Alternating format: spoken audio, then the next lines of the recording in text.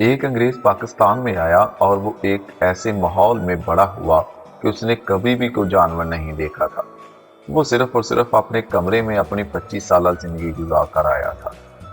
उसे बाहर के माहौल का कुछ भी पता नहीं था। एक आदमी अपनी भैंस का दूध निकाल रहा था तो वो अंग्रेज बोला, ओह, ये तो लीक हो गई है। मस्त जोक मारा रे।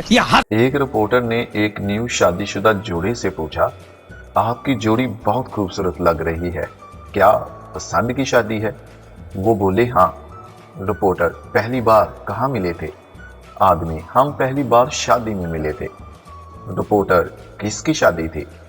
आदमी, हमें ये नहीं पता, हम दोनों तो वहां फ्री का खाना खाने के बाद पकड़े गए।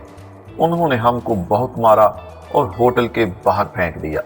मैंने इसको सहारा दिया और इसने मुझे सहारा दिया और फिर हमने सोचा कि चलो जिंदगी भर एक दूसरे का सहारा ही बन जाते हैं।